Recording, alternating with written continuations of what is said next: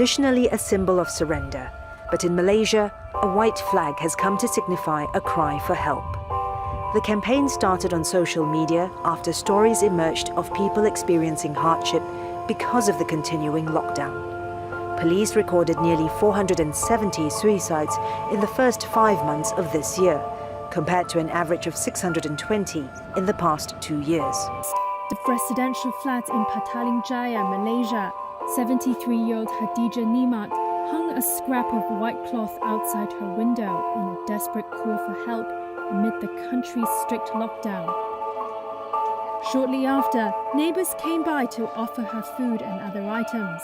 The hashtag Bendera Putih, or White Flag campaign, has gained momentum on social media in a bid to encourage people to help others in distress during a prolonged lockdown.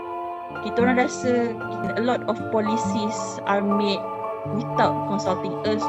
If you want to do a lockdown, you need to do a proper lockdown.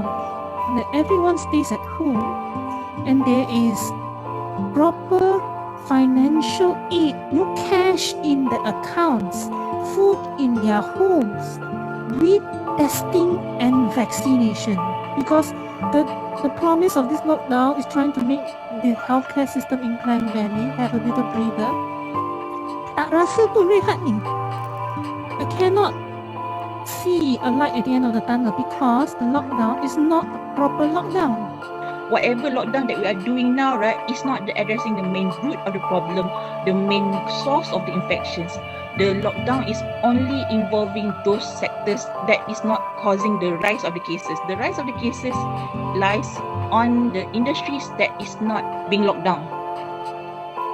It's like firefighters trying to put out a fire, and yet there are people just adding on to the flames who really don't care that the house is burning down. Nothing can prepare us for the current extent that we are facing now. Starting early this year, we've been seeing really sick people. And we are not talking about elderly people. We are talking about people who are young. People who don't have any medical illness. Getting severe COVID Cat 4 and Cat 5. We're losing lives, we're losing people's mothers, fathers, children. And to know that this has come, to our country. I'm just thinking, when is this going to end? So I had to come on behalf of my colleagues because it's just heartbreaking.